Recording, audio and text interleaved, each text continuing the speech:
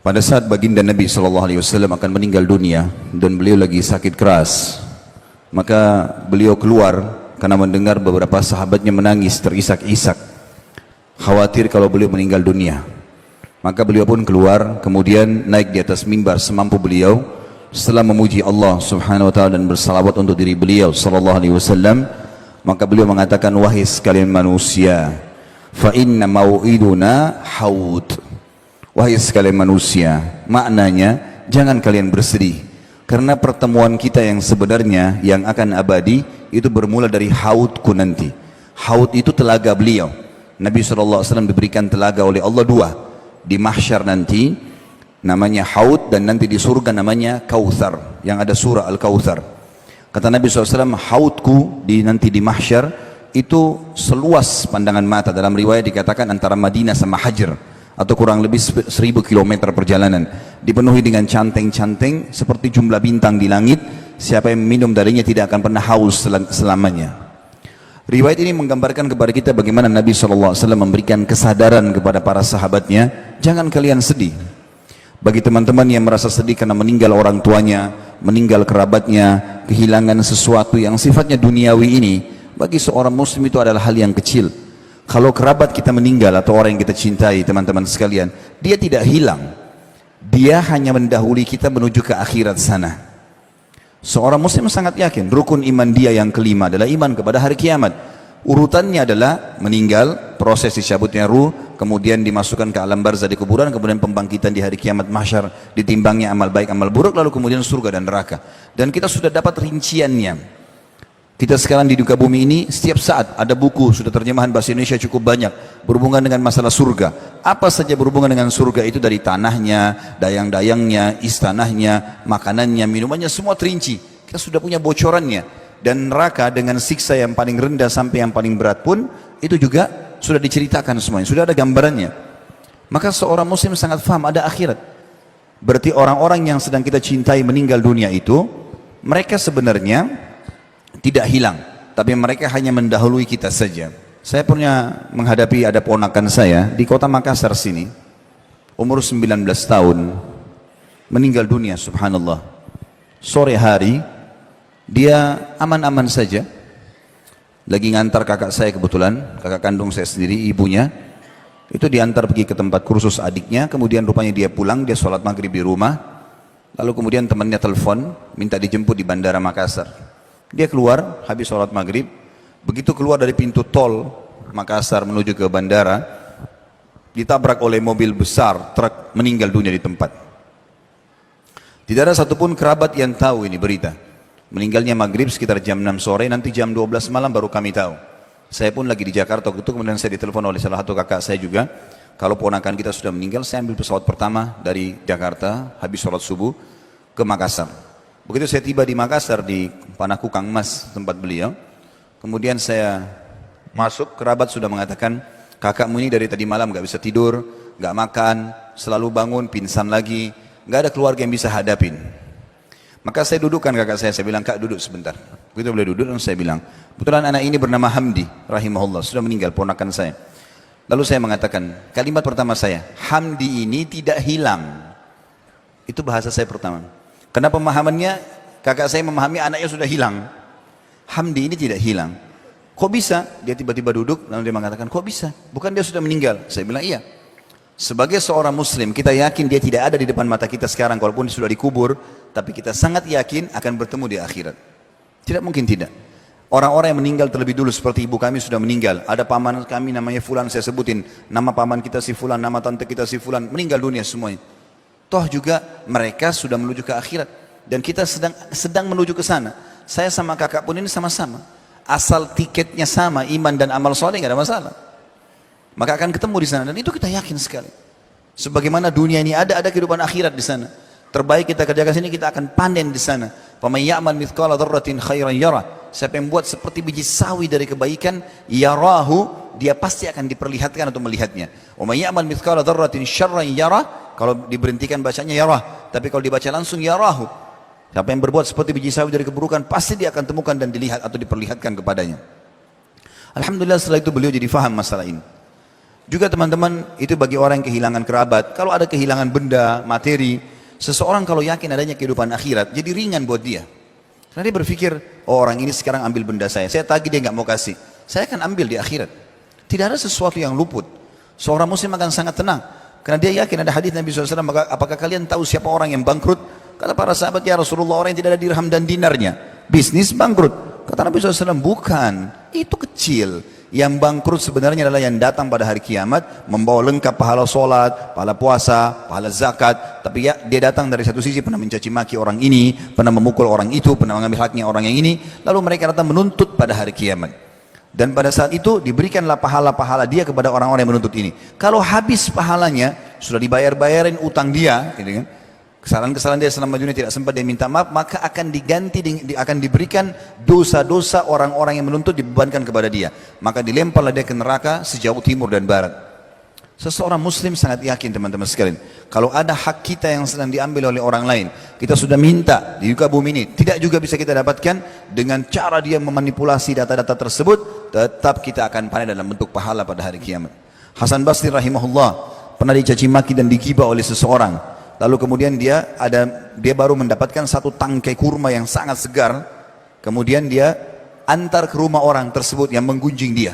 Dia antar ke rumahnya. Lalu kemudian dia mengatakan, ini balasan terhadap kau telah memberikan kepadaku pahalamu, maka aku ganti dengan kurma ini. Seorang mukmin tahu betul tentang ada kehidupan akhirat dan membuat dia tentram. Benda apapun luput tidak ada masalah. Terlebih lagi kalau kita fahami lebih jauh lagi, kalau ada sesuatu yang kita harapkan dan belum kita dapatkan, berarti belum rezeki kita. Hasan Basri berkata rahimahullah tentang masalah, kenapa anda bisa zuhud di dunia? Bagaimana bisa anda ini selalu akhirat targetnya? Dia mengatakan, karena saya sangat tahu kalau ya, Allah telah membagi rezeki dan tidak akan pernah rezekiku diambil oleh orang lain. Tidak ada ceritanya orang lain makan kemudian itu berarti punya saya yang diambil sama dia. Memang sudah rezeki dia.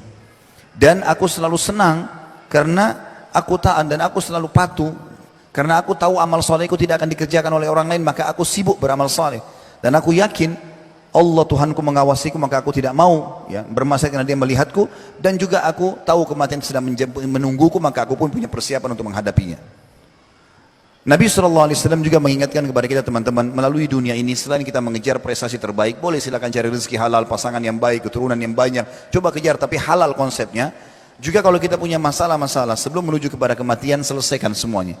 Nabi SAW waktu sakit keras setelah turun dari mimbar tadi, dalam lanjutan riwayat beliau kemudian memegang tongkatnya sambil berkata kepada para sahabat, siapa yang pernah aku sakiti, maka ini tongkatku, silakan pukul badanku. Siapa yang merasa hartanya pernah aku ambil, ini hartaku, ambillah sesuka kalian. Apa maksudnya? Nabi SAW mengajarkan kepada kita, jangan kau tinggalkan dunia sementara kau punya musuh-musuh. Karena ada hisab hari kiamat. Selalu ada hubungan dengan akhirat. Karena ini ada akhirat, hati-hati. Ada di sana, ya, di mana kita akan dihisab. Kata Ali bin Abi Thalib radhiyallahu anhu, dunia telah pergi. Tiap hari kita berjalan ini, hidup lagi besok pagi, sudah makin berkurang umur kita. Dan akhirat sedang datang. Dan dua-duanya punya anak-anak, maka jadilah diri kalian anak-anak akhirat. Ingatlah, di dunia amal tanpa hisab, tapi di akhirat hisab tanpa amal. Jadi selalu dihubungkan dengan masalah akhirat. Ingat, yang kau kerjakan sini akan kau tanggung jawabkan di sana nanti. Juga bagi teman-teman yang pernah putus asa dalam beramal, merasa dirinya, oh saya pernah buat dosa, maka saya merasa tidak mungkin Allah maafkan saya. Ini keliru. Rahmat Allah luas. Dalam sebuah hadis sahih riwayat Bukhari dikatakan, nanti akan didatangkan orang pada hari kiamat, dihisap oleh Allah subhanahu wa ta'ala. Maka pada saat dipanggil namanya si fulan, majulah, maka dia menuju ke arsy Allah. Akan dihisap oleh Allah subhanahu wa ta'ala. Maka mata semua menuju ke orang tersebut. Lalu Allah menutupinya dengan cahaya. Di dalam hadis dikatakan. Lalu tidak kelihatanlah dia oleh orang-orang yang lain. Lalu Allah bertanya kepadanya, hai fulan, bukankah kau telah bermaksiat kepadaku di waktu ini? Dia mengatakan iya. Bukankah kau telah begini dan begitu? Dia mengatakan iya. Dia akui semuanya. Lalu dikatakan, apa yang kau harapkan dariku? Kata Allah kepada hambanya, lalu hambanya mengatakan, aku berharap pada saat aku berdosa engkau memaafkan dan engkau menutupi aibku itu. Maka kata Allah SWT, ketahuilah aku telah memaafkan semua dosa-dosamu dan aku telah terima semua amal salihmu. Pergilah, ambil bukumu dengan tangan kananmu. Maka Allah Subhanahu wa ta'ala rahmatnya luas sekali. Dalam sebuah hadis sahih dikatakan, Allah Subhanahu, kata Nabi SAW, Allah menciptakan 100 rahmat, kasih sayang. Satu diturunkan di muka bumi ini, diantaranya adalah hewan-hewan yang mengangkat kakinya supaya anaknya tidak keinjak. gitu kan? Atau kasih sayang ibu kepada anaknya, dan Allah masih menyimpannya 99 rahmat pada akhirat nanti. Ada lagi dihubungkan dengan masalah akhirat, rahmat Allah luas sekali. Orang yang malas bekerja, motivasinya besar sekali dalam Islam. Kata Nabi SAW, di muka bumi ini tanam untuk akhirat. Beliau mengatakan kalau seandainya di tangan kalian ada bibit tanaman dan kalian tahu besok kiamat, tetap tancapkan untuk mengejar, nanti akan ada nilainya di akhirat. Abdullah bin Umar radhiyallahu anhu pada saat rambutnya sudah putih semua, alisnya putih, jenggotnya putih semuanya, sudah sangat tua, hampir 100 tahun umurnya. Kemudian dia pegang bibit pohon kurma. Pohon kurma mirip dengan pohon kelapa kalau kita, lama baru berbuah, gitu kan kalau masih kecil. Maka dia pun menancapkan, murid-muridnya lihat, lalu mereka bertanya, wahai Abdullah bin Umar, bagaimana kami memahami perilaku anda ini? Anda bukan menanam pohon yang sudah besar, tinggal panen. Ini pohon masih kecil, anda sudah tua. Mungkin anda tidak bisa menikmati. Maka jawaban dia sangat luar biasa. Dia mengatakan, kalau tidak saya nikmati, maka akan dinikmati oleh generasi yang datang setelahku. Artinya akan jadi pahala buat aku ini. Enggak ada masalah. Jadi kalau motivasi seseorang akhirat, dunia ini akan dia lalui dengan sangat mudah, ringan bagi dia. Karena dia tahu di sana ada hisabnya. Dia akan terima semua amal yang dia kerjakan. Bahkan baginda Nabi SAW mengingatkan kepada kita, ketahuilah seseorang dari kalian lebih dekat dengan surganya daripada tali sendalnya sendiri, dan seseorang di antara kalian lebih dekat dengan nerakanya daripada tali sendalnya sendiri.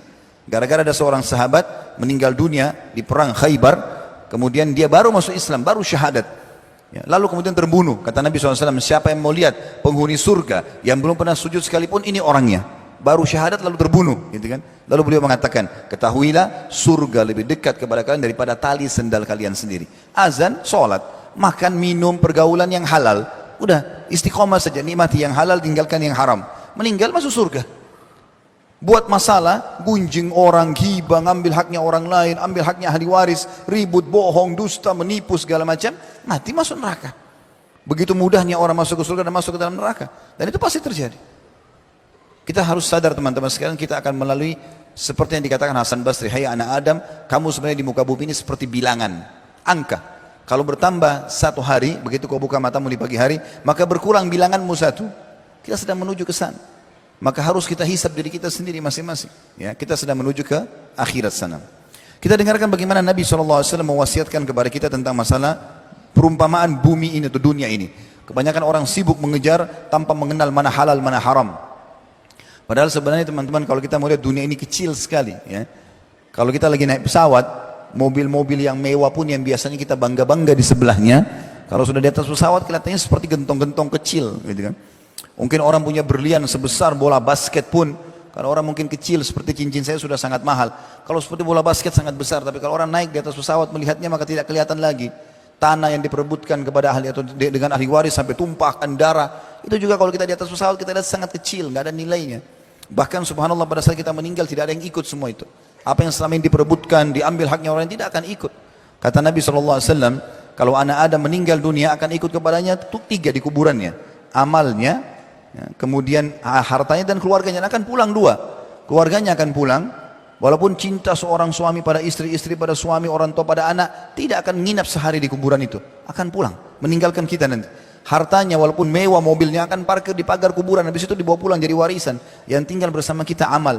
Lihat bagaimana Islam datang memotivasi, ada akhirat, kejar di sana. Dunia tetap cari yang terbaik, tapi yang halal nikmati sebatas memang yang dibolehkan oleh Allah. Setelah itu kita menuju kepada akhirat. Jadi bukan masalah target di sini, karena kalau sudah target, yang jadikan target maka kita lupa ada akhirat, maka kita akan sikut sana, sikut sini, haknya orang lain diambil tanpa peduli mana halal, mana haram. Ada orang dari pagi bangun tidur sampai tidur lagi, itu kerjanya cuma cari musuh, cari haknya orang lain, tidak pernah berpikir untuk diri dia sendiri, karena tidak ada fikiran masalah adanya akhirat ini. Dalam sebuah hadis yang perlu kita renungi adalah hadis riwayat Imam Ahmad, kata Nabi SAW, inna mat'am ibni Adam ju'ila mathalan di dunia. Ketahuilah, makanannya anak Adam itu dijadikan perumpamaan terhadap dunia ini. Wa in kazzahahu wa mallahahu. Walaupun makanan itu sudah dibumbuhi, sudah ditaruh garam, sudah terasa enak, fandur ila ma yasir. Lihat nanti jadi apa itu. Tetap akan jadi kotoran. Maka Nabi SAW memberikan perumpamaan, itulah dunia, seperti itu. Walaupun kita hiasi, kita bagusin segala macam, toh akan ditinggalkan. Toh akan hancur hari kiamat.